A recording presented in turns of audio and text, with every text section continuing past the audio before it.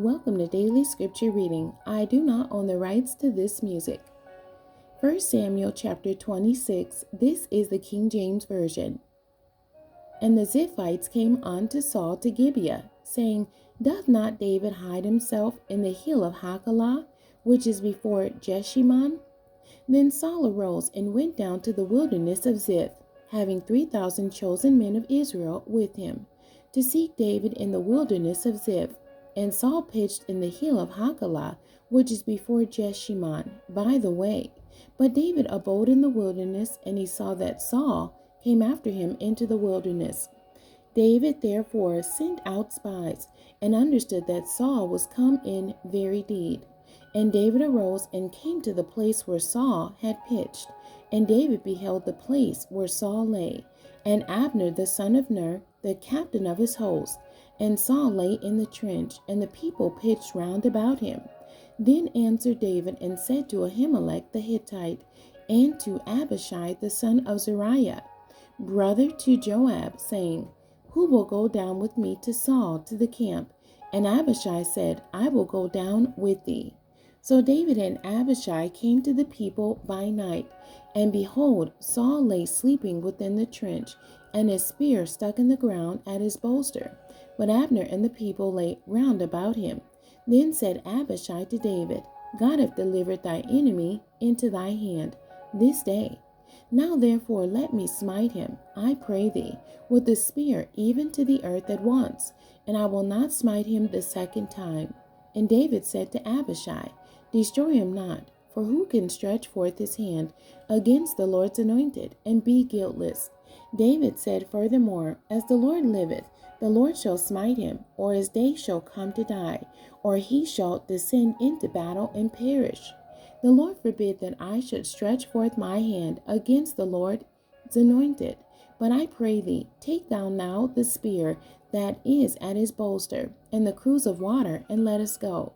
So David took the spear and the cruse of water from Saul's bolster, and they gat them away, and no man saw it, nor knew it, neither awaked, for they were all asleep, because a deep sleep from the Lord was fallen upon them. Then David went over to the other side, and stood on the top of a hill afar off, a great space being between them. And David cried to the people and to Abner the son of Ner, saying, Answerest thou not, Abner? Then Abner answered and said, Who art thou that criest to the king? And David said to Abner, Art not thou a valiant man? And who is like to thee in Israel? Wherefore then hast thou not kept thy lord the king? For there came one of the people in to destroy the king thy lord. This thing is not good that thou hast done.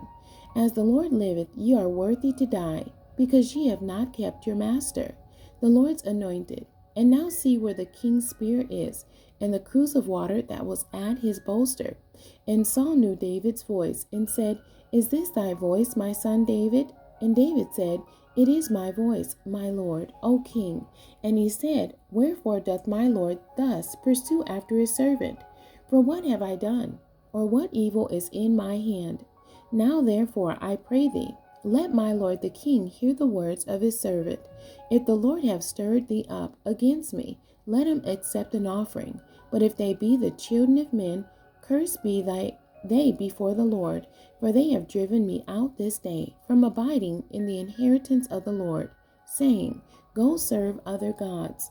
Now therefore let not my blood fall to the earth before the face of the Lord. For the king of Israel is come out to seek a flea, as when one doth hunt a partridge in the mountains. Then said Saul, I have sinned, return my son David, for I will no more do thee harm, because my soul was precious in thy eyes this day. Behold, I have played the fool, and have erred exceedingly. And David answered and said, Behold the king's spear, and let one of the young men come over and fetch it.